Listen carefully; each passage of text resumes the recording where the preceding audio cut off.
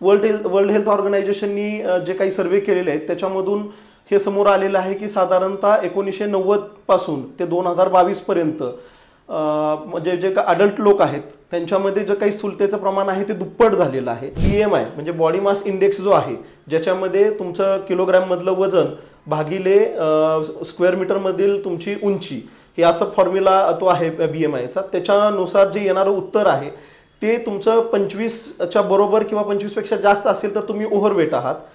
30च्या बरोबर किंवा त्याच्यापेक्षा जास्त म्हटलं तर तुम्ही ओबेज आहात, म्हणजे तुम्ही स्थूल आहात. आणि 25च्या खाली जर तुमचा BMIचा आकडा असेल तर तुम्ही स्थूल नाही, अशा पद्धतीने आपण साधारणतः म्हणू शकतो. आनंदी जीवनाचा मार्ग पोटातून जातो किंवा प्रेमाचा मार्ग पोटातून जातो म्हणतात, ते काही चूक नाही किंवा ते काही वावगं नाही. पण अति सर्वत्र वर्जयत असं आयुर्वेदानं सांगितलंय. कोणतीही गोष्ट तुम्ही मर्यादित केली तर ती तुमच्या शरीराला म्हणजे आरोग्य देणारी आहे किंवा चांगलं फळ देणारी आहे. या तुलनेनं तुम्ही जर अति प्रमाणात कोणत्याही गोष्टीचं सेवन केलं तर ते तुमच्या शरीराला घातक आहे. शरीर श्रमाला प्रतिष्ठा कमी आहे कदाचित आत्ताच्या काळामध्ये, पण जर आरोग्याच्या दृष्टीने आपण पाहिलं तर शरीर श्रम हे 1 नंबरवरती येऊन थांबतात. मी नेहमी म्हणतो की शेतात राबणारा शेतकरी कधी जाड झालेला मी पाहिलेला नाहीये. त्यामुळे हे शरीर श्रमांचं महत्त्व जे आहे ते त्याच्यामध्ये तितकंच आहे. पूर्वीचा काळ आठवा, आपल्या घरामध्ये गोड पदार्थ कधी व्हायचा तर दिवाळीचा सण आला की गोड पदार्थ असायचा. घरात कोणी पाहुणे आले तर गोड पदार्थ असायचा, नाहीतर नॉर्मल जेवणामध्ये तुमच्या फार गोड पदार्थ नसायचे.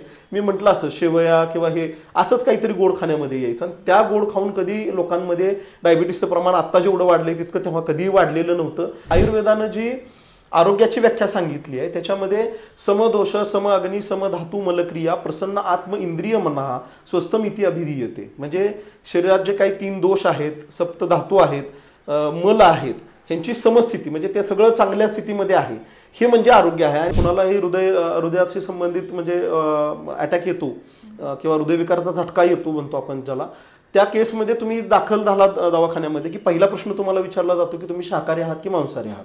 कारण जर तुम्ही शाकाहारी असाल तर तुमच्यामध्ये B12ची कमतरता असते आणि तशा केसमध्ये काय होतं की तुमच्या शरीरामध्ये रक्त गोठण्याची प्रक्रिया फार वेगाने घडत असते किंवा रक्त गोठण्याचं प्रमाण वाढतं.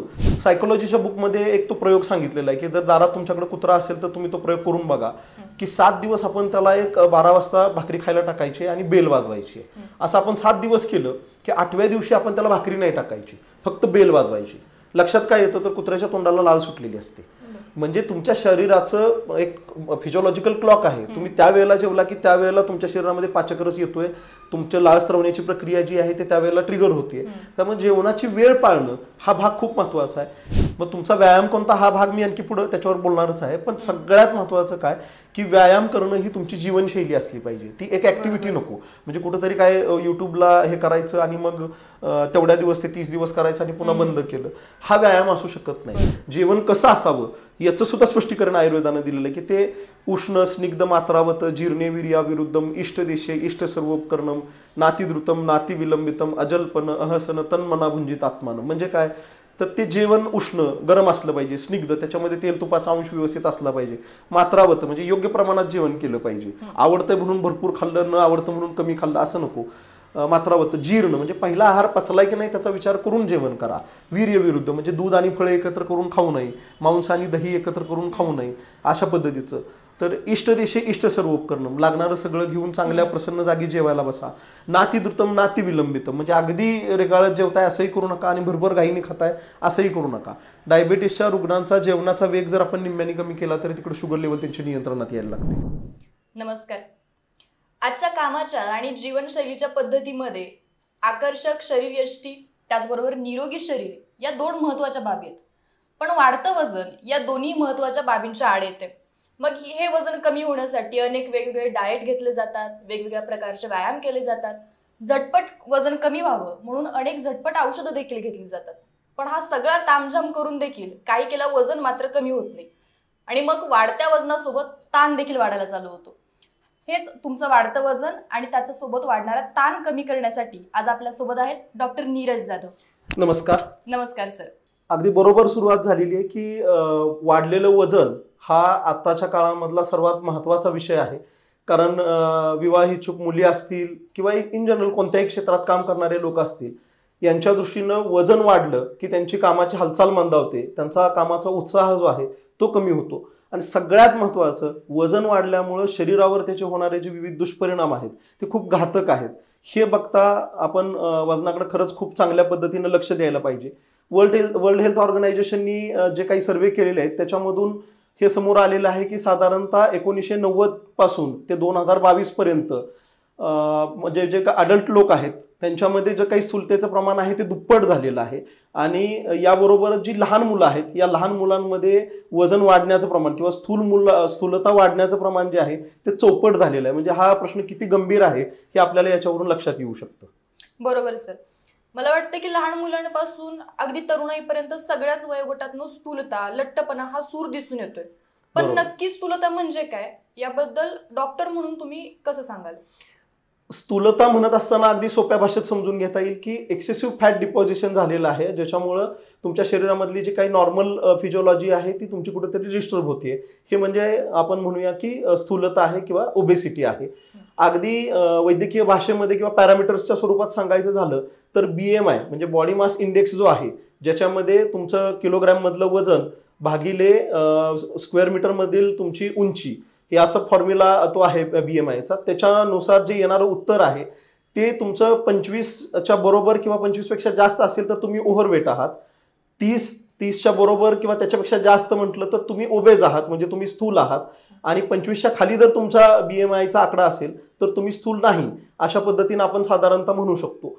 आता सामान्य लोकांना समजताना असं होतं की हा BMIचं कॅल्क्युलेशन कसं करायचं किंवा काय, तर प्रॅक्टिसमध्ये लोकांना सहज लक्षात यावं यासाठी मी एक थोडासा ठोकताळा घालून दिलेला आहे की साधारणतः तुमची 5 फूट उंची असेल तर त्याला 50 किलो इतकं वजन असणं अपेक्षित आहे.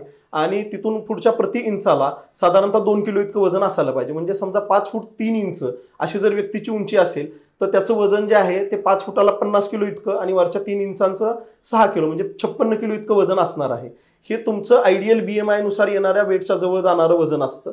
अगदी तितकंच वजन असायला पाहिजे असं काही नाही, थोडं 1-2 किलो इकडे तिकडे असू शकतं. पण खूपच जास्त डिफरन्स असेल तर मात्र आपण वजन कमी करणं गांभीर्याने घ्यायला पाहिजे. मला असं वाटतं की फॉर्म्युला काय आहे किंवा मी सांगितलेला ठोकताळा काय आहे याच्यापेक्षा तुम्हाला स्वतःलाही कळतं की शरीरावरती की आपण आता जाड झालेलो आहोत. आणि ज्यावेळेला आपल्याला आपलं शरीर आपलं मन सांगतं की आपण आता कुठेतरी जाड झालोय त्यावेळेला आपण सावध व्हायला पाहिजे आणि त्या दृष्टीने आपण उपाययोजना करायला सुरुवात करायला पाहिजे. अगदी बरोबर. असं म्हणतात की आनंदी मनाचा रस्ता आनंदी पोटातनं जातो आणि मग हे पोट आनंदी ठेवण्याच्या नादीत जास्त खाल्लं जातं, गोड खाल्लं जातं आणि मग त्या खाण्याचा थेट परिणाम आपल्या वजनाशी असतो. मग काही असे समज आहेत की जास्त खाल्ल्यानं वजन वाढतं, अगदीच कमी खाल्लं तर वजन कमी करता येईल, तर ह्याचा मेळ कसा घातला जातो? वजन वाढण्याची जी कारण आहे त्याचा विचार करत असताना ह्या सगळ्या गोष्टींबद्दल चर्चा फिरत राहते, हा भाग आहे बरोबर. परंतु असं आहे की नक्कीच आनंदी जीवनाचा मार्ग पोटातून जातो किंवा प्रेमाचा मार्ग पोटातून जातो म्हणतात, ते काही चूक नाही किंवा ते काही वावगं नाही. पण अति सर्वत्र वर्जयत असं आयुर्वेदानं सांगितलंय. कोणतीही गोष्ट तुम्ही मर्यादित केली तर ती तुमच्या शरीराला म्हणजे आरोग्य देणारी आहे किंवा चांगलं फळ देणारी आहे. या तुलनेनं तुम्ही जर अति प्रमाणात कोणत्याही गोष्टीचं सेवन केलं तर ते तुमच्या शरीराला घातक आहे. म्हणजे आपण बऱ्याच वेळा म्हणतो की आपण मांसाहार करायला नको, कारण का तर तो तामसिक आहे. पण तुम्ही मधुर पदार्थांचं म्हणजे गोड पदार्थांचं सेवन सुद्धा जर एक प्रमाणापेक्षा जास्त केलं तर ते सुद्धा तामसिक होतच की. त्याच्यामुळं मर्यादित आहार सेवन करणं म्हणजे तुमच्या शरीराची जी गरज आहे त्या गरजेनुसार आहार सेवन करणं हे महत्वाचं आहे.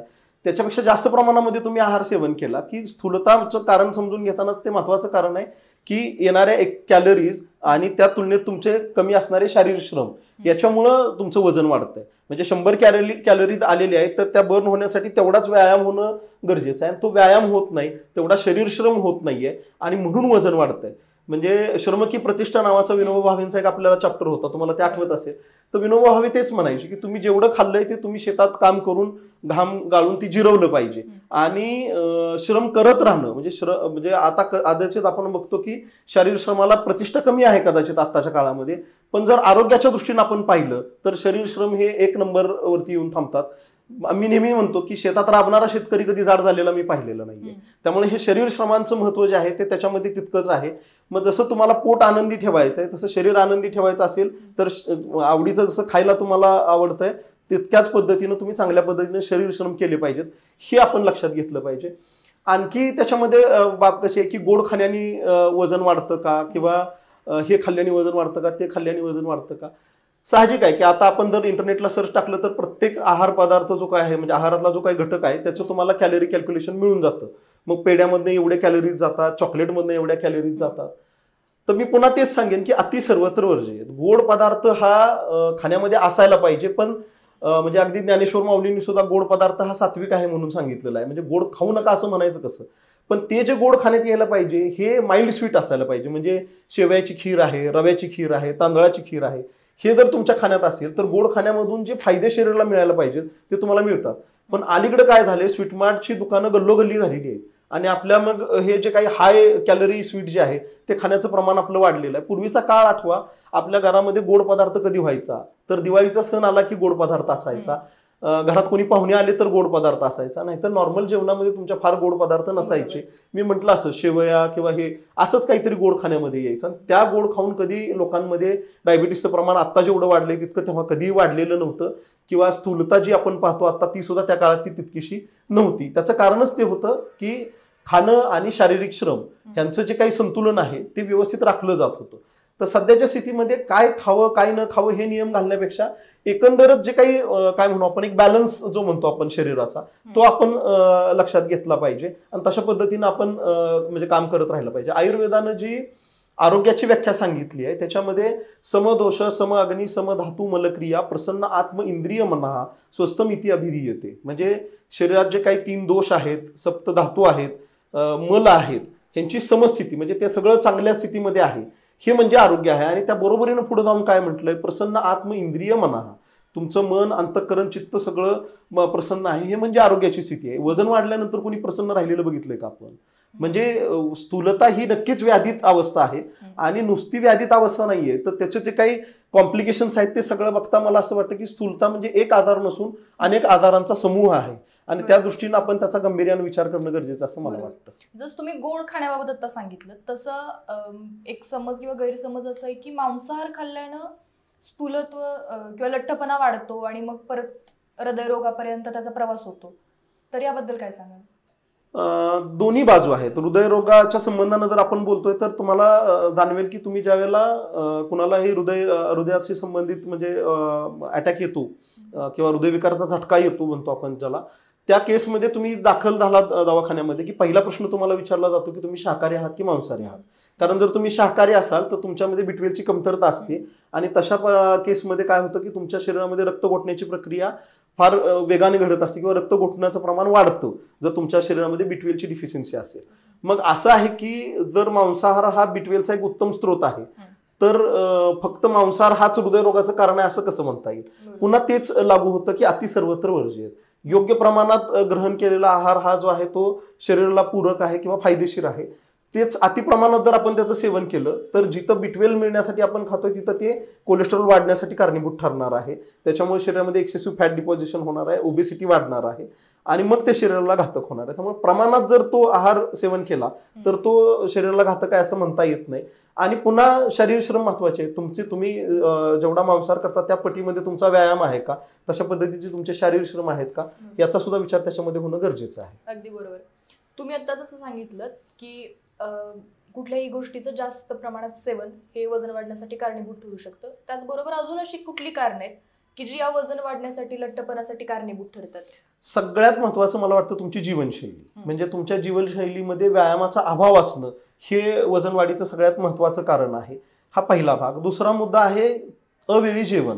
म्हणजे तुम्ही काय खाता याच्यापेक्षा कोणत्या वेळेला खाता ह्याला फार महत्व आहे. सायकोलॉजीच्या बुकमध्ये एक तो प्रयोग सांगितलेला आहे की जर दारात तुमच्याकडे कुत्रा असेल तर तुम्ही तो प्रयोग करून बघा की 7 दिवस आपण त्याला एक 12 वाजता भाकरी खायला टाकायची आणि बेल वाजवायची. असं आपण 7 दिवस केलं की 8व्या दिवशी आपण त्याला भाकरी नाही टाकायची, फक्त बेल वाजवायची. लक्षात काय येतं तर कुत्र्याच्या तोंडाला लाल सुटलेली असते. म्हणजे तुमच्या शरीराचं एक फिजिओलॉजिकल क्लॉक आहे. तुम्ही त्या वेळेला जेवला की त्यावेळेला तुमच्या शरीरामध्ये पाचकरस येतोय, तुमच्या लाळ स्त्रवण्याची प्रक्रिया जी आहे ते त्यावेळेला ट्रिगर होते. त्यामुळे जेवणाची वेळ पाळणं हा भाग खूप महत्वाचा आहे. याच्यामध्ये आयुर्वेदानं खूप चांगल्या पद्धतीने एक इन्साइट दिलेला आहे की दिवस रात्र वय सगळ्याच्या सुरुवातीला कफ आहे, मध्ये पित्त आहे आणि शेवटी वात आहे. तर मधला जो पित्ताचा कालावधी आहे तो 10 ते 2चा आहे आणि यातला पीक आवर म्हटलं तर सूर्य डोक्यावरती आला की पित्त पोटाशी यायला सुरुवात होत असतं, म्हणजे पित्ताचं स्त्रवण सुरू होत असतं. त्यामुळे साधारणतः 12 ते 1 मध्ये आपली दुपारची जेवणाची वेळ असायला पाहिजे. आपण त्या अनुषंगाने पुढे बोलूही कदाचित, पण इंटरमिटंट फास्टिंगच्या नावाखाली अलीकडे लोक 2 वेळाच खाण्याचा प्रयोग करतात. तर म्हणजे अमेरिकन जर्नल्समध्ये सुद्धा हे पब्लिश झालेलं आहे की इंटरमिटंट फास्टिंगनी वजन तितकंसं चांगल्या पद्धतीने कमी होत नाही आणि इंटरमिटंट फास्टिंगचे बरेचसे दुष्परिणाम शरीरावरती होतात. तर त्या केसमध्ये मला आवर्जून सांगायचं की सकाळचा ब्रेकफास्ट हा व्हायला पाहिजे, पण तो नाश्त्यासारखा असला पाहिजे. कारण सकाळी तुमचं पोट छान साफ झालं की तुमच्या आतड्याची हालचाल जी ती सुरू झालेली असते आणि त्या रिफ्लेक्समुळे काहीसं पित्ताचं स्त्रवण आपल्या पचन संस्थेमध्ये झालेलं असतं. त्यामुळे नाश्ता हा केला पाहिजे. मग हा नाश्ता मात्र प्रमाणात असायला पाहिजे. पुन्हा त्याच्यात लोकांचा गैरसमज असा असतो की गावाकडे नाही का लोक न्याहारी करतात, तर न्याहारी करणारे लोक जे आहेत ते न्याहारी करून शेतावर जातात आणि दुपारची वेळ होईपर्यंत त्यांनी शेतातलं 50% काम संपवलेलं असतं. एवढं इतकं चांगलं शारीरिक श्रम त्यांनी केलेलं असतं. जर इतकं शरीर श्रम तुम्ही करणार नसाल तर न्याहारी करण्याचा अधिकार तुम्हाला आहे का, हा प्रश्न तुम्ही स्वतःला विचारायला पाहिजे. त्यामुळे शहरी लोक जे सकाळी नाश्ता करून येऊन खुर्च्यांमध्ये बसतात, बैठक काम आहे, अशा लोकांनी तो उडप्याची डिश असते तेवढाच नाश्ता करायला पाहिजे आणि तोही डायव्हर्सिफाय असला पाहिजे. तोच नाश्ता केला की तो अंडर न्यूट्रिशियस होतो. शेवटी जिभेला टेस्ट बर्ड आहेत तुमच्या, अन्नाच्या चवीचा सुद्धा तुमच्या पचन क्रियेशी संबंध आहे. तर त्याच्यामुळे तो वेगवेगळा नाश्ता आणि तो प्रमाणात व्हायला पाहिजे. साधारणतः उठल्यापासून 2 तासात तुमचा नाश्ता होऊन जायला पाहिजे आणि त्याच्यानंतर दुपारचं जेवण मी म्हटल्या पद्धतीनं 12 ते 1च्या दरम्यान ते दुपारचं जेवण होऊन जायला पाहिजे. ज्यांना म्हणजे वजन कमी करायचं अशा लोकांनी 5 वाजताचं खाणं टाळावंच. कारण आता जर आपण पाहिलं अर्बन लाईफस्टाईलमध्ये तर 5 वाजता लोक जे खातात ते सगळं जंक फूड असतं. मग मिसळ खातील, भेळ खातील, वडापाव खातील, जे सगळं शरीराला हानिकारक आहे ते खाणं होतं. त्यामुळे आयडियली जर खाण्याचीच वेळ आली 5 वाजता तर त्या दरम्यान आपण फ्रुट्स खाल्ले पाहिजेत. त्यात सुद्धा फायबरस फ्रूट जे आहेत त्यांना आपण प्रेफरन्स जास्त द्यायला पाहिजे. आणि रात्रीची जेवणाची वेळ जी आहे ती साधारणतः 7:30-8च्या दरम्यानची असली पाहिजे. जेवढं उशिरा जेवण होतंय तेवढं जेवणाचं प्रमाण कमी करणं हा एक त्याच्यामध्ये सोपा मार्ग असतो. कारण काही वेळेला रात्री घरी येण्याचीच वेळ जर उशिराची असेल तर त्या ठिकाणी आपल्याला काहीतरी ऍडजस्टमेंट करावी लागते. तर त्या केसमध्ये 5 वाजता फळं खाऊन घ्यावी आणि रात्रीचं जेवण जर उशिरा झालं तर ते त्याच प्रमाणामध्ये थोडंसं कमी असं जेवण आपण करायला पाहिजे. तर जेवणाच्या वेळा हा त्यातला खूप महत्वाचा भाग आहे. म्हणजे मी पुन्हा तेच कन्क्लुझिव्हली म्हणेन की काय खाता याच्यापेक्षा कोणत्या वेळेला खाता हे फार महत्वाचं आहे. आणि जेवणाची वेळ न सांभाळल्यामुळं तुमची पचनाची ताकद जी आहे ती मंदावते, पचन चांगल्या पद्धतीचं होत नाही आणि पचन चांगल्या पद्धतीनं नाही झालं की तुमचं वजन वाढणार आहे. बरोबर. आता आहाराविषयी आपण बोलत होतो. मला असं वाटतं की डाएट ही क्रेज म्हणून बरेच जण करतात. म्हणजे बऱ्याच सेलिब्रिटींचा प्रभाव आहे, काही शरीर सौष्ठवपटू असतील त्यांचा प्रभाव आहे, किंवा वजन कमी करायचंय, स्लिम राहायचंय म्हणून मग वेगवेगळे डाएट फॉलो केले जातात. युट्यूबवरनं, सोशल मीडियावरनं डाएट, IQ डाएट फॉलो केले जातात. तर मला वाटतं ते बऱ्याचदा शास्त्रशुद्ध नसतातच. तर योग्य डाएट कुठले असतात आणि डाएट जर योग्य नसेल तर त्याचे काय परिणाम होतात? खूप चांगला प्रश्न आहे. कारण काय होतं, अलीकडे माझ्याकडे सुद्धा जे पेशंट येतात ना त्यांनी ते स्वतःच काहीतरी एक नवीन शोधलेलं असतं आणि ते पूर्णत्वानं फॉलो होतं अशा पद्धतीचंही नाहीये. म्हणजे इंटरमिटंट फास्टिंग हा जो प्रकार आहे, म्हणजे सोप्या भाषेत सांगायचं तर 2च वेळा आहार घेणं, हे अलीकडे लोकांना फार वाटतं की मी अशा पद्धतीनं करायला पाहिजे. पण ते कसं करायचं ह्याचे त्यांनी स्वतःचेच काहीतरी निकष घालून घेतलेले असतात आणि ते तशा पद्धतीनं खाणं चालू असतं. आयुर्वेदाच्या अनुषंगाने विचार केला तर किंवा ओव्हरऑल जे काही मी आतापर्यंत अनुभव पाहिला ते बघता मला जाणवणारी गोष्ट आहे की इंटरमिटंट फास्टिंग म्हणजे जे 2 वेळाच खाणारे लोक आहेत ना ह्यांच्यामध्ये गॉलस्टोन्स होण्याचं म्हणजे पित्ताशयात खडे होण्याचं प्रमाण वाढताना दिसतं. इतरही अनेक दुष्परिणाम इंटरमिटंट फास्टिंगचे आहेत. तर त्याच्यामुळे तो काय म्हणू आपण आरोग्यदायी दृष्टिकोन आहे वजन कमी करण्याचा असं नक्कीच म्हणता येणार नाही. यानंतर लो कार्ब डाएट नावाचा प्रकार आलेला आहे की ज्याला किटो डाएट वगैरे म्हटलं जातं, ज्याच्यामध्ये तुमचा कार्बोहायड्रेटचा इंटेक कमी केला जातो आणि प्रोटीन्स जास्त घेण्याचं प्रमाण वाढवलं जातं. तर ह्याच्यामध्ये कसं आहे की किटो डाएट हे ऐकायला जरी म्हणजे छान वाटत असलं तरी तुम्ही समजून घ्या की आपली नॉर्मल फिजिओलॉजी जी आहे त्याच्यामध्ये कार्बोहायड्रेटमधनं ग्लुकोज तयार होऊन ते ग्लुकोज ऍब्सॉर्ब होऊन अशा पद्धतीची आपली शरीर क्रिया आहे. किटो डाएटमध्ये तुम्ही कार्ब घेतच नसल्यामुळं ग्लुकोज ऍब्सॉर्ब होण्यास सोडून किटोन्स ऍब्सॉर्ब व्हायला लागतात. बेसिकली ही स्थिती कधी येते तर बॉडी जेव्हा स्वतःला सर्व्हायवल मोडमध्ये टाकते त्यावेळेला अशा पद्धतीच्या गोष्टी घडत असतात. किटो ऍसिडोसिस हे डायबिटीसमध्ये असलेलं कॉम्प्लिकेशन आहे. तर हे जर पाहिलं तर तो किटो डाएट तर म्हणजे शरीराला घातक आहे. म्हणजे साऊथची एक अभिनेत्री आहे जी किटो डाएट करताना तिनं स्वतःचा जीव गमावलेला आहे. म्हणजे किटो डाएट किती हानिकारक आहे आपण समजू शकतो. मी काय सांगतो ह्या पलीकडे जाऊन आपण वर्ल्ड हेल्थ ऑर्गनायझेशनचे जर निकष बघितले तर ते बघितल्यानंतर आपल्याला लक्षात येईल की आपला जो आहार आहे मेडिटेरियन डाएट जो आहे ज्याच्यामध्ये पालेभाज्या, फळभाज्या, कडधान्य, डाळी किंवा तुमचे बाकीचे सगळे जे काही नट्स वगैरे ह्या सगळ्यांचं प्रमाण असणारा जो संयुक्त आहार आहे किंवा ज्याला आपण ते काय संतुलित आहार म्हणू शकतो, हा मेडिटेरियन डाएट हा सगळ्यात बेस्ट डाएट आहे.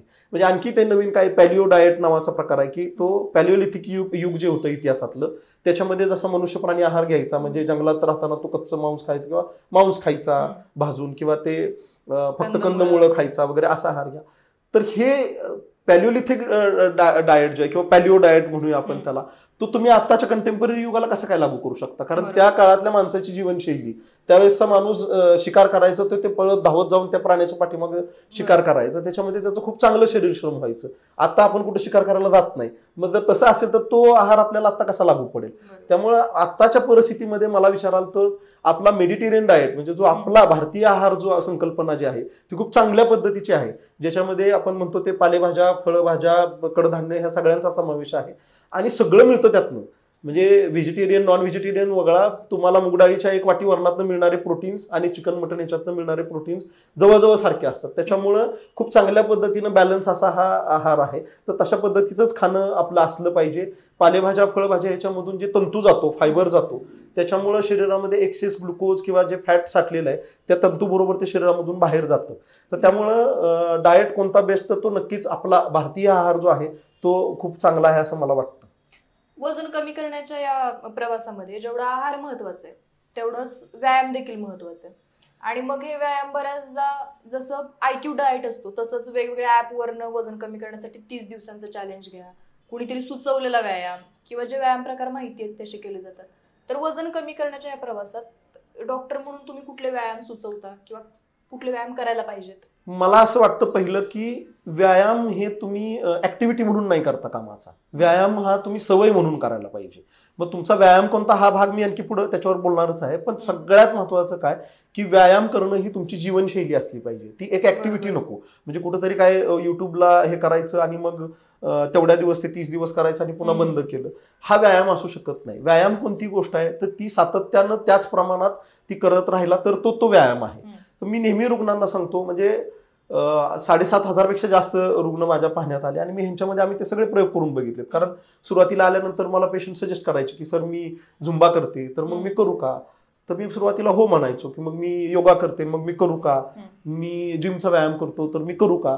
तर मी सुरुवातीला ह्या सगळ्यांना हो म्हणायचो. पण ह्या सगळ्यातनं म्हणजे सगळ्यांना ऑब्झर्व केल्यानंतर लक्षात आलेली गोष्ट कोणती आहे तर वजन कमी करण्यामध्ये जिम, तुमचं योगा किंवा हे जे आहे झुंबा वगैरे यांचा इतकासा फायदा होताना दिसत नाही.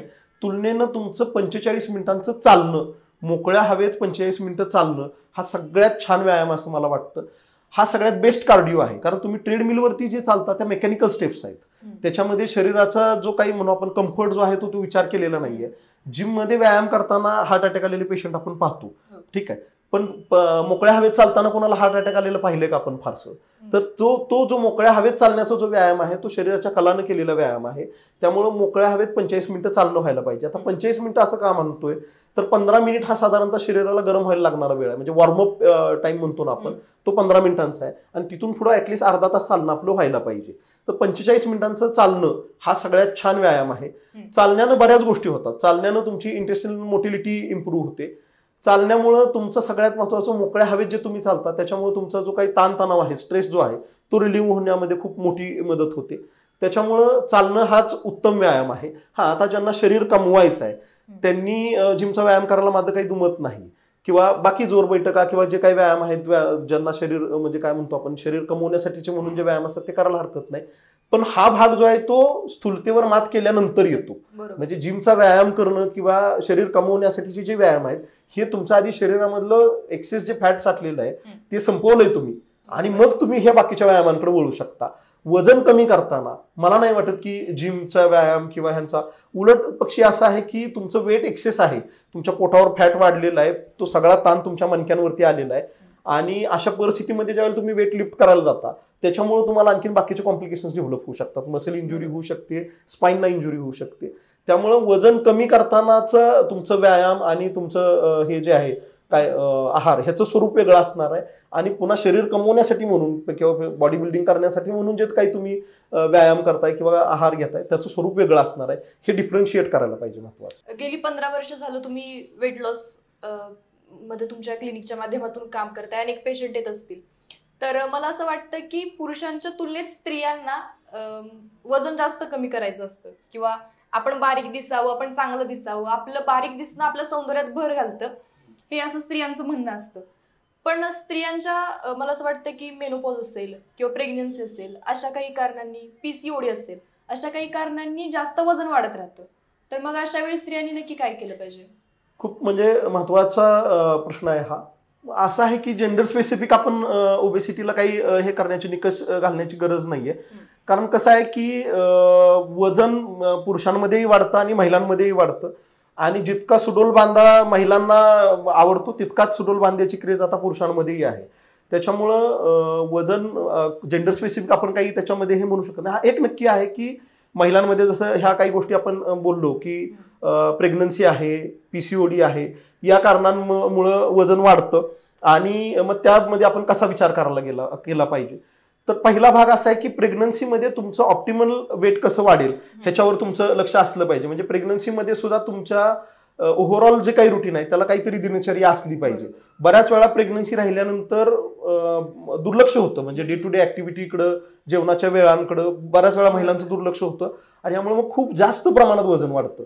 आणि अलीकडे माझ्या ते पाहण्यात आलेलं आहे की असं जास्त प्रमाणात वजन वाढल्यामुळं थर्ड ट्रायमिस्टरमध्ये म्हणजे शेवटच्या म्हणजे प्रेग्नन्सीच्या 3 महिन्यांमध्ये महिलांमध्ये बाकीचे कॉम्प्लिकेशन्स डेव्हलप व्हायला लागतात, त्यांचा बीपी वाढायला लागतो, आणखी इतर बऱ्याचशा समस्या ते वजन वाढल्यामुळे होतात. महत्वाची तीच आहे की बीपी वाढायला लागतो थर्ड ह्याच्यामध्ये. आणि मग एवढा बीपी वाढला की नॉर्मल डिलिव्हरीची जी शक्यता आहे ती कमी होते आणि मग सिझेरियनचे निर्णय घ्यावे लागतात. अशा गोष्टी होतात. तर त्याच्यामुळे प्रेग्नन्सीमध्ये आपलं एक्सेस वेट वाढणार नाही. जे म्हणजे काय म्हणू आपण एक नॉर्मल वेट गेन जो आहे तो होईल, पण त्याच्यापेक्षा खूप जास्त प्रमाणात वजन वाढणार नाही. ह्याच्याकडे महिलांनी लक्ष दिलं पाहिजे. मग ह्याच्यासाठी पुन्हा त्याच गोष्टी आहेत की प्रेग्नन्सीमध्ये सुद्धा तुम्ही तुमची जेवणाची वेळ पाळली पाहिजे. ज्या म्हणजे तुमचा जो थोडासा चालण्याचा व्यायाम जो आहे तो आपण ठेवला पाहिजे. त्याच्यानंतर ओव्हरऑल जे काही तुमचं घरातलं काम, अर्थात जुन्या महिला आपल्याला नेहमीच सांगतात की प्रेग्नन्सीमध्ये सुद्धा तुम्ही ऍक्टिव्हली थोडंसं बाकीच्या कामांमध्ये इन्व्हॉल्व्ह राहिलं पाहिजे. तर ह्या गोष्टी महिलांनी पाळायला पाहिजेत. हा पहिला भाग की जेणेकरून प्रेग्नन्सीमध्ये एक्सेस वजन वाढणार नाही. पण दुसरा भाग असा की आता प्रेग्नन्सी डिलिव्हरी झाल्यानंतरही आपलं वेट तसंच आहे म्हटल्यानंतर आपण पटकन सावध व्हायला पाहिजे आणि ते वजन कमी करण्यासाठीचे आपण जे काही उपाययोजना आहेत त्या करायला पाहिजे. त्याच्यामध्ये आपण व्यायाम सुरू करायला पाहिजे, जेवणाची वेळ पाळायला पाहिजे. जनरली औषधोपचारांच्या बाबतीत सांगताना मी महिलांना असं सांगतो की एक्सक्लुझिव्ह फिडिंग चालू असताना 6 महिन्यापर्यंत बाळ फक्त आईच्या दुधावरती आहे, त्यावेळेला मी जनरली महिलांना कोणत्याही पद्धतीची औषधं घेण्याचा सल्ला देत नाही. तुम्ही तुमचं जेवणाची वेळ पाळा, व्यायाम करणं चालू ठेवा, अशा पद्धतीनं सांगतो. आणि एकदा मुलं वरच्या बाकीच्या गोष्टी खाणं सुरू झालं मुलांचं की मग औषधोपचार करता येतात. बेसिकली हे आयुर्वेदामध्ये जे आम्ही औषधी देतो त्या तर सगळ्या वनस्पतीच असतात, त्यामुळे त्याचा काही दुष्परिणाम होत नाही आणि चांगल्या पद्धतीनं वजन कमी होतं. पण महत्वाचा जो आहे तो अलर्टनेस आहे की आता आपली डिलिव्हरी झालेली आहे, बाळ 6 महिन्यांचं होऊन गेलेलं आहे आणि आपलं वजन जास्त आहे. आपल्या लक्षात आलं की आपण सावध होऊन आपल्या जीवनशैलीमध्ये तसे बदल करायला पाहिजेत. तुमचं जेवण वेळेवर करणे असेल, व्यायाम सुरू करणं हा भाग त्यातला खूप महत्वाचा आहे. हे सुरू केलं की आपण ते वजन चांगल्या पद्धतीनं कमी करू शकतो. पीसीओडीचा जो विषय आहे हा म्हणजे अलीकडे खूप काय म्हणू आपण खूप जास्त रुग्ण ह्या पद्धतीच्या म्हणजे कंप्लेंट घेऊन येणारे आहेत. त्याचे कारण 2 पद्धतीचे आहेत. एक म्हणजे आहार जो आहे तो जंक फूडचं प्रमाण अलीकडच्या यंग जनरेशनमध्ये आपल्याला खूप जास्त पाहायला मिळतं. म्हणजे 5 वाजताचा नाश्ता कोणता आहे म्हटलं की उत्तरं हीच येतात, पाणीपुरी, वडापाव, पॅटीस, भजी, अशा बर्गर, पिझ्झा, हे अशा पद्धतीचं खाणं आहे ज्याच्यातून तुम्ही मगाशी कॅलरीज विचारताय, मिठाचं प्रमाण दिवसभरातलं आपलं जे फिजिओलॉजिकली अपेक्षित आहे त्याच्या कितीतरी जास्त पटीनं मीठ ह्या सगळ्या पदार्थांमुळे खाण्यामध्ये येतं. त्याच्यानंतर चायनीज सारखे पदार्थ आहेत ज्याच्यामधनं हे अजिनोमोटो असेल, व्हिनेगार असेल, अशा गोष्टी आपण कंझ्युम करत असतो. ह्याचा 100% परिणाम तुमच्या हार्मोन्समध्ये होतो. मग एकदा हार्मोनल डिस्टर्बन्स क्रिएट झाला पहिला की मग पहिलं बिघडतं काय तर पाळी बिघडते. पाळी बिघडली की तुमचं ओव्ह्युलेशन डिस्टर्ब होतं, म्हणजे दर महिन्याला जे स्त्री बीज येऊन फुटायला पाहिजे ती प्रक्रिया डिस्टर्ब होते आणि मग हे बीज तिथं स्त्री बीज ग्रंथीमध्येच हे होऊन तिथं सिस्ट फॉर्म व्हायला लागतात. हे म्हणजे पीसीओडी आहे. आणि हे एक दुष्टचक्र आहे. म्हणजे पीसीओडी झालं की तुमचं वजन वाढायला लागतं आणि दुसरी बाब अशी की वजन वाढलं की पुन्हा पाळी बिघडायला लागते. तर जनरली हे जे दुष्टचक्र आहे हे भेदण्यासाठी आधुनिक म्हणजे मॉडर्न सायन्सचे जे डॉक्टर्स आहेत ते जनरली हार्मोनल ट्रीटमेंटचा पर्याय निवडतात. त्यांचा असा दृष्टिकोन असतो की 3 महिने आपण ट्रीटमेंट घेऊया आणि 3 पिरियड रेग्युलर आले की 4था पिरियड रेग्युलर येऊन जाईल. पण बऱ्याच वेळा असं घडतं की 4था पिरियड रेग्युलर येत नाही आणि 3 महिन्यात जी तुम्ही हार्मोनल ट्रीटमेंट घेतली त्याच्यामुळे पुन्हा आणखी वजन वाढलेलं असतं. तर मला इथं आवर्जून सांगावं असं वाटतं की हे दुष्टचक्र भेदण्याचा मार्ग काय आहे, तर वजन कमी करणं हाच हे दुष्टचक्र भेदण्याचा मार्ग आहे. कारण काय होतं, एक बाजूला तुमचं वजन कमी झालं की नॅचरली तुमचा जो काही हार्मोनल इम्बॅलन्स झालेला आहे तो म्हणजे तुमचं हार्मोनचं जे काही संतुलन आहे, संप्रेरकांचं जे संतुलन आहे ते वजन कमी झालं की नॅचरली सेट व्हायला लागतं. दुसऱ्या बाजूनं व्यायाम किंवा जे वजन कमी झाल्याचा इम्पॅक्ट म्हणून ओव्हरऑल तुमची जी काही शरीरक्रिया सगळ्या बाजूने बिघडलेली आहे ती सगळी नॉर्मली यायला लागते. म्हणजे मला आवर्जून मुलींना सांगावं असं वाटतं की पीसीओडी मध्ये फक्त वजन कमी करणं किंवा फक्त हार्मोनच्या ट्रीटमेंट घेणे इथपर्यंत नाही, तर पूर्ण तुमची जीवनशैली तुम्ही सुधारली पाहिजे. म्हणजे आयुर्वेदामध्ये उपस्नेह न्याय नावाचा प्रकार सांगितलेला आहे की बाळ आईच्या गर्भाशयात असताना आईच्या रेक्टम मध्ये म्हणजे मलाशयामध्ये जे स्टूल फॉर्म होतं त्या स्टूलवरती तो गर्भ उभवला जात असतो, असा एक संकल्पना आयुर्वेदानं सांगितलेली आहे. कारण स्त्रीच्या शरीरामधली रचना कशी आहे, तर पुढे मूत्राशय आहे, मध्ये गर्भाशय आहे आणि मागं मलाशय आहे. तर जर चांगला स्टूल फॉर्म झालं म्हणजे चांगला मलभाग तयार झाला आणि त्या चांगल्या मलाच्या जोरावरती जर गर्भ उभवला जात असेल, तर उलटा विचार करा ना की जर तुम्हाला कॉन्स्टिपेशन असेल, पोट रेग्युलर साफ होत नसेल आणि घाण पद्धतीचं स्टूल जर तुमच्या मलाशयात साठत असेल, तर त्या स्टूलचा तुमच्या गर्भाशयाच्या हार्मोन्सवरती किंवा गर्भाशयाच्या शरीरक्रियेवरती नक्की परिणाम होणार आहे. तर हे घडताना दिसतं. तर अशा केसमध्ये तुमचं पोट छान साफ रेग्युलर व्हायला पाहिजे, त्याच्यानंतर तुमचा व्यायाम असला पाहिजे, खाणं वेळेवरती असलं पाहिजे आणि मग उपचारांचं त्याच्यामध्ये रोल येतो. ह्या सगळ्या गोष्टी घडल्या की अगदी खूप चांगल्या पद्धतीनं पीसीओडीवरती मात करता येते. वजन कमी होतं, पिरियड रेग्युलर होतात, तुमचं भुकेचं सगळं जे काही टाइम टेबल आहे ते सेट होऊन जातं, सकाळी पोट छान साफ होण्याचं रुटीन बसून जातं. पीसीओडीचे कॉम्प्लिकेशन्स काय आहेत हे मुलींना खूप म्हणजे त्याच्याने हार्मोनल इम्बॅलन्स झाल्यामुळं म्हणजे काय म्हणू आपण मेलिश कॅरेक्टर वाढायला लागतात, हिरसुटिझम म्हणतो ज्याला आपण, की ओठावरती लव वगैरे वाढायला लागते. आणि ह्या सगळ्या गोष्टी किती गंभीर आहेत मुलींसाठी हे तुम्ही चांगल्या पद्धतीने समजू शकता. तर त्यामुळं पीसीओडी हा एक सिंड्रोम म्हटलंय त्याला, तर त्याच्या संबंधित ह्या सगळ्या गोष्टी येतात. त्याच्यामध्ये स्थूलता येते, तुमचं मेटाबॉलिक डिसऑर्डर येतो, तुमचं हार्मोनल इम्बॅलन्स येतो, पाळी बिघडणं तर आहेच आहे. तर ह्या सगळ्या गोष्टींचा विचार करून पटकन सावध व्हायला पाहिजे आणि तसे उपचार घ्यायला पाहिजेत. आणि नुसतं उपचार घेऊन थांबायला नाही पाहिजे. तुम्ही त्यातनं बाहेर पडला की तुम्ही तुमची जीवनशैली सातत्यानं सांभाळणं गरजेचं आहे. बरोबर. आपण आता पीसीओडी आणि मासिक पाळीच्या संदर्भात बोललो, तर ज्यावेळेला मासिक पाळी स्त्रियांमध्ये थांबते म्हणजे रजोनिवृत्तीचा काळ येतो, तर या काळामध्ये स्त्रियांमध्ये वजन वाढतं का? वाढतं. म्हणजे रजोनिवृत्तीचा काळ ज्याला आपण मेनोपॉज असं म्हटलं, पाळी जाण्याच्या याच्यामध्ये शरीरामध्ये काही बदल व्हायला लागतात. थोडंसं काय मूड स्विंग्स वगैरे ह्या गोष्टी त्याच्यामध्ये असतात. ओव्हरऑल शरीरामध्ये थोडंसं काय म्हणूया आपण सगळ्याच गोष्टी मंदावल्याचं फिलिंग असतं. आणि अशामध्ये जर त्या महिला चांगल्या पद्धतीने व्यायाम करत नसतील किंवा त्यांचं जीवनशैली जर व्यवस्थित नसेल तर नक्की वजन वाढतं. पण म्हणून खचून जाण्याची कारण नाहीये. तुम्ही जर तुमची जीवनशैली चांगल्या पद्धतीने सांभाळली, तुम्ही तुमच्या म्हणजे दिनक्रमामध्ये व्यायामाचा तुमचा अंतर्भाव असेल, तर तुम्हाला मेनोपॉजमुळं जे काही म्हणजे काय म्हणू आपण शरीरावरती जे काही जाणवणारे सिम्पटम्स आहेत ते तुम्ही टाळू शकता. म्हणजे माझ्या पाहण्यात कितीतरी महिला आहेत की ज्यांनी वयाच्या 42व्या वर्षी खूप चांगल्या पद्धतीने व्यायाम करून स्वतःची शरीरयष्टी खूप चांगल्या पद्धतीनं मेंटेन ठेवलेली आहे. नुसती शरीरयष्टी असं नाही तर अगदी म्हणजे काय म्हणू आपण पॉवर लिफ्टिंगमध्ये प्राइज मिळवलेल्या महिला मी माझ्या पाहण्यामध्ये आहेत. तर त्या तशा पद्धतीनं करू शकतात, तरी प्रत्येक महिला करू शकते. फक्त तशा पद्धतीचा आहार घेणं, व्यायामासाठीची तशी मानसिकता सांभाळणं हे महत्वाचं आहे. हे जर केलं तर मेनोपॉज किंवा रजोनिवृत्तीमुळे जे काही शरीरामध्ये जे काही बदल घडतात ते बदल आपण काय म्हणू आपण त्याच्यावरती चांगल्या पद्धतीनं मात करू शकतो. अगदी बरोबर डॉक्टर. आपण वजन कमी करण्याच्या ह्या टप्प्यांमध्ये आहाराबद्दल बोललो, व्यायामाबद्दल बोललो, तसंच काही औषधांचा सुद्धा यामध्ये संदर्भ येतो. तर वजन कमी करण्यामध्ये औषधांची काय भूमिका असते? जनरली आपण अलीकडं जे पाहायला मिळतं त्याच्यामध्ये बाहेर म्हणजे प्रोटीन्स घ्या म्हणून प्रकार हे केला सांगितला जातो. बऱ्याच वेळा उपचारांपेक्षा सुद्धा ते खाणं कमी करा वगैरे अशा पद्धतीचं काही गोष्टी सांगितल्या जातात की ज्यामध्ये खाण्याचं प्रमाणच खूप कमी करायला लावतात. तर मला आवर्जून इथं सांगायचं आहे की भूक कमी करणं हे स्थूलतेवर मात करण्याचं उत्तर नव्हे, किंबहुना उलट आहे. तुमची भूक चांगली असणं याच्या जोरावरती तुम्ही खूप चांगल्या पद्धतीनं स्थूलतेवरती मात करू शकता. आपण सुरुवातीलाच पाहिलं की एक्सेस कॅलरीज आल्यात आणि त्या बर्नआउट नाही झाल्या तर तुमचं वजन वाढणार आहे. मग ह्याच्यामध्ये हा पण विचार करायला पाहिजे की तुमचं मेटाबॉलिझम, तुमची पचनशक्ती चांगली असणं खूप गरजेचं आहे. तर ही पचनशक्ती तुमची चांगली कधी राहणार आहे? सुरुवातीला म्हटल्या पद्धतीनं जेवणाची वेळ पाळली गेली पाहिजे, पोट छान रेग्युलर साफ होत असलं पाहिजे म्हणजे रेग्युलर त्या वेळेला भूक लागते आणि त्या बरोबरीने व्यायाम पाहिजे. तर महत्वाचं भूक कमी करणं हे वजन कमी करण्यासाठीचं उत्तर नव्हे किंबहुना भूक चांगली करणं. तुमची भूक चांगली असेल तर आलेला तुम्ही जो काही ग्रहण केलेला आहार आहे तो चांगल्या पद्धतीने पचवला जाणार आहे, मागं काही डिपॉझिट होणार नाही. 100 कॅलरीज आल्या, 100 कॅलरीज वापरल्या गेल्या की वजन वाढणार नाही. आणि हे होण्यासाठी तुमची भूक चांगली असली पाहिजे. आता उपचारांबद्दल इतर कोणाच्या उपचार पद्धतींवरती बोलण्यापेक्षा आम्ही जो आयुर्वेदामध्ये विचार करतो तो त्याच्यावर मी चर्चा करणं मला आवडेल.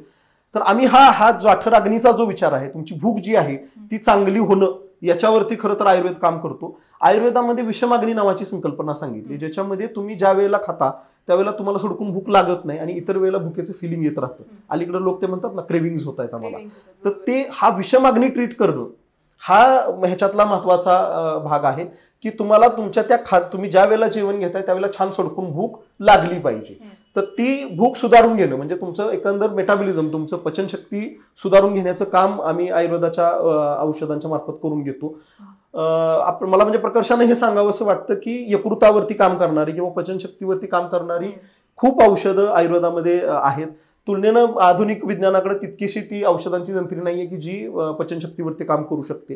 तर ही पचनशक्ती आयुर्वेदाच्या उपचारांनी सुधारून घेतली जाते. मेटाबॉलिझम जे आहे ते तुमचं सेट होतं आणि मग ठराविक आहार नियंत्रण आम्ही सांगतोच, कारण एका बाजूने पचनशक्ती सुधारली आहे पण वाढलेलं फॅट जे आहे ते डिपॉझिट्स आहे ना, ते कुठेतरी वापरलं गेलं पाहिजे. ते कधी वापरलं जाणार आहे तर शरीराला जेवढी भूक लागली त्या तुलनेत न खाता थोडा कमी आहार घेतला की एक्सेस जी भूक साठून राहते ती भूक हे शरीरात साठलेलं फॅट वापरून घेणार आहे आणि मग त्या पद्धतीनं ते वजन कमी होणार आहे. मी नेहमी म्हणजे याच्या महत्वाचा भाग मी म्हटल्या पद्धतीनं पुन्हा मी अंडरलाईन करेन की भूक कमी करणं किंवा भूक मला लागणार नाही अशी काहीतरी व्यवस्था करणं हे वजन कमी होण्याचं उत्तर असू शकत नाही. वजन कमी होण्यासाठीचं किंबहुना तुमची भूक चांगली असणं, तुम्ही वेळेवरती ज्या वेळेला खाता त्यावेळेला तुम्हाला सडकून भूक लागणं, ज्यामुळं तुम्ही जे खाल्लंय ते पूर्ण चांगल्या पद्धतीनं पचवलं जाईल, कोणताही काही भाग मागं शिल्लक राहणार नाही, अशा पद्धतीची स्थिती असणं हे वजन कमी करण्यासाठी महत्वाचं आहे. आणि आयुर्वेदाच्या जी काही उपचार पद्धती आहे त्याच्यामध्ये याच गोष्टीवरती काम केलं जातं की तुमची पचनाची ताकद जी आहे ती सुधारून घेतली जाते आणि मग त्याद्वारे चांगल्या पद्धतीने वजन कमी होतं. बरोबर. आता तुमच्या बोलण्यात आयुर्वेद आणि वजन कमी करण्याचा यांचा संदर्भ येऊन गेला. म्हणजे मला वाटतं की तुम्ही याच पद्धतीचा उपयोग करून अनेक पेशंटचं वजन कमी केलंय, त्यांचा ताण कमी केलाय. तर वजन कमी करण्यामागं आयुर्वेदाची काय भूमिका, आयुर्वेद काय सांगतं त्यामध्ये? हा म्हणजे आपण आता त्यात जी चर्चा केली त्याच्यामध्ये तेच आहे की तुमचा विषमाग्नी हा जो प्रकार आहे, तुमच्या भूक व्यवस्थित नसणं हाच वजन वाढीचं कारण असं आयुर्वेदानं सांगितलेलं आहे. पण आयुर्वेदानं स्थूलतेच्या दृष्टीने केलेलं जे चिंतन आहे ते खूप वेगळ्या पद्धतीचं आहे. म्हणजे अनिंदनीय पुरुष म्हणून सांगितलेलं की ज्याच्यामध्ये हे निंदित असणारे पुरुष आहेत. त्याच्यामध्ये कोण आहे तर तो वजन वाढलेला जो स्थूल पुरुष आहे तो आयुर्वेदानं म्हणजे हे वर्जित पुरुष सांगितलेला आहे किंवा काय निंदनीय पुरुष असं सांगितलेलं आहे की त्याचं ते वजन वाढले म्हणजे त्याच्याकडे आरोग्य नाहीच आहे, अशा पद्धतीचं आहे. किंवा आपण आता जे सगळे आज आधुनिक सायन्स ज्या गोष्टींचं स्पष्टीकरण देतं त्याचं स्पष्टीकरण आयुर्वेदाने दिलेलं आहे. म्हणजे स्थूलता वाढली की वंध्यत्व आलं, पीसीओडी आलं की तिथं महिलांमध्ये प्रेग्नन्सी राहणार नाही. तशाच पद्धतीनं पुरुषांमध्ये वजन वाढलंय म्हणलं की स्पर्म काउंट कमी होतो. बऱ्याच वेळेला काय म्हणू आपण शरीर संबंधांमधली जी काही त्यांची कार्यक्षमता आहे ती कमी होऊन जाते. याबरोबरीनं मग बाकी सगळे जे इतर जे स्थूलतेचे काही म्हणू आपण जेंडर स्पेसिफिक नसलेल्या ज्या काही गोष्टी आहेत त्या तर लागू होतातच, पण वंध्यत्व त्याच्यामध्ये येतं, ते दोन्हीकडे येतं. म्हणजे महिलांमध्ये पीसीओडी होऊन वंध्यत्व येऊ शकतं, पुरुषांमध्ये तेच स्थूलतेमुळे वंध्यत्व येऊ शकतं. हा विचार वेगळा आयुर्वेदानं सांगितलेला आहे. आणि आयुर्वेदानं काय दिलंय तर आपण मगाशी म्हटलं तसं की नुसतं आपण बोलतोय की डाएट केलं पाहिजे किंवा हे खाल्लं पाहिजे, पण आयुर्वेद आपण कसं खाल्लं पाहिजे इथंपर्यंत स्पष्टीकरण देतो. म्हणजे जेवण कसं असावं याचं सुद्धा स्पष्टीकरण आयुर्वेदानं दिलेलं आहे की ते उष्ण स्निग्ध मात्रावत जीर्णे वीर्या विरुद्धम इष्ट देशे इष्ट सर्वोपकरणम नातिद्रुतम नाति विलंबितम अजल्पन अहसन तन्मना भुंजित आत्मान. म्हणजे काय तर ते जेवण उष्ण गरम असलं पाहिजे, स्निग्ध त्याच्यामध्ये तेल तुपाचा अंश व्यवस्थित असला पाहिजे, मात्रावत म्हणजे योग्य प्रमाणात जेवण केलं पाहिजे. आवडतंय म्हणून भरपूर खाल्लं, न आवडतं म्हणून कमी खाल्लं असं नको. मात्रावत जीर्ण म्हणजे पहिला आहार पचलाय की नाही त्याचा विचार करून जेवण करा. वीर्य विरुद्ध म्हणजे दूध आणि फळे एकत्र करून खाऊ नये, मांस आणि दही एकत्र करून खाऊ नये, अशा पद्धतीचं. तर इष्ट देशे इष्ट सर्वोपकरणम लागणारं सगळं घेऊन चांगल्या प्रसन्न जागी जेवायला बसा. नाती द्रुतम नाती विलंबितम म्हणजे अगदी रेगाळत जेवताय असंही करू नका आणि भरभर घाईने खाताय असंही करू नका. डायबिटीसच्या रुग्णांचा जेवणाचा वेग जर आपण निम्म्याने कमी केला तर तिकडे शुगर लेवल त्यांच्या नियंत्रणात यायला लागते. म्हणजे जेवणाचा वेग सुद्धा किती महत्वाचा आहे अन्न पचनाच्या दृष्टीनं. अजलपण म्हणजे जेवणाच्या मध्ये थोडं थोडं पाणी पिलं पाहिजे. आणि तन्मना भुंजित आत्मानं म्हणजे तुमचं मन चित्त सगळं एकाग्र करून आपण जेवण केलं पाहिजे. अलीकडं वजन का वाढतंय तर जेवताना समजून घ्या की बिर्याणीचा वास आला की आपल्या तोंडाला पाणी सुटतं, जिलेबी बघितली की आपल्या तोंडाला पाणी सुटतं. हे का होतंय तर तुमच्या पाणी सुटणं म्हणजे काय तर लाळ यायला सुरुवात होते ना, जी पचनक्रियेसाठी गरजेची आहे. म्हणजे तुम्ही काय बघता काय वास घेता ह्याचा आणि तुमच्या पचनक्रियेचा संबंध आहे. मग इथं तुमचं जेवण चाललंय आणि तुम्ही तिकडे टीव्ही बघताय किंवा मोबाईल बघताय, अशा वेळेला लाळ स्त्रवली जाणार आहे का? अजिबात नाही. उलट पक्षी मी नेहमी सांगतो की इथं तुम्ही जेवण करताय, टीव्हीवर फोन करायचं चाललंय, फिअरचे हार्मोन सिक्रेट होतील की सलायव्हेशन होईल? तर फिअरचे हार्मोन सिक्रेट होणार आहेत. इकेगाई नावाचं एक बुक आहे, जॅपनीज लोकांच्या हॅपीनेस सिक्रेट त्याच्यामध्ये सांगितलेलं आहे. त्याच्यात त्यांनी तो छान किस्सा सांगितला की ब्रेड ऑमलेट खाणारा माणूस जो टीव्ही बघत ब्रेड ऑमलेट खातो किंवा मोबाईल बघत, त्याला ते ब्रेड ऑमलेट खाऊन झाल्यानंतर विचारा की त्या ऑमलेटमध्ये कांदा होता का, तर त्याला ते सांगता येत नाही. मग तुमच्या खाण्याला काय अर्थ आहे? तर हे आहार ग्रहण करणं ही मेकॅनिकल प्रोसेस नाहीये, ती एक शरीर क्रिया आहे. म्हणजे ती काय म्हणू आपण शारीरिक मानसिक अशी सर्वांगीण अशी प्रक्रिया आहे. त्यामुळं अन्न एकाग्र चित्तानं ग्रहण करणं आणि ते ग्रहण केल्यानंतर मिळणारी तृप्ती मिळणं हे फार महत्वाचं. चेहऱ्यावरती असणारा तजेला जो आहे तो अन्न पचन होऊन तृप्ती मिळाली तर तुमच्या चेहऱ्यावरती तजेला राहणार आहे. तर त्यामुळे हे अशा पद्धतीचा विचार आपण केला पाहिजे. आणि इतक्या बारकाईनं ज्यावेळेला आपण स्वतःकडे लक्ष द्यायला लागतो ना, त्यावेळेला मला वाटतं की कुणाचंही वजन वाढू शकत नाही किंवा कुणीही जाड होऊ शकत नाही. वाढलेलं वजन आणि कॉन्फिडंट लाईफस्टाईल इथपर्यंतचा हा आनंददायी प्रवास योग्य आहार, व्यायाम, औषधं आणि ताणतणावाचं नियोजन यामार्फत कसं होतं हे सरांनी आपल्याला आताच सांगितलं. पूर्वीच आपल्याकडं आजीबाईचं बटवं असायचं ज्यामध्ये अगदी छोट्या मोठ्या आजारांसाठी दुखण्यांसाठी आयुर्वेदिक औषध असायचं. काळ बदलला, कामाची गती वाढली, तसं झटपट बरं होण्यासाठी झटपट औषधं पण घेतली जाऊ लागली. पण हे सगळं असताना देखील वजन कमी करण्यासाठी खात्रीशीर आयुर्वेदिक पद्धत सरांनी आपल्याला सांगितली. धन्यवाद सर, तुम्ही आझाद मराठीवरती आज आला आणि आमच्या प्रेक्षकांना हा सगळा आनंददायी प्रवास इतक्या सोप्या भाषेत आणि सोप्या पद्धतीने सांगितलं. तुर्तास धन्यवाद.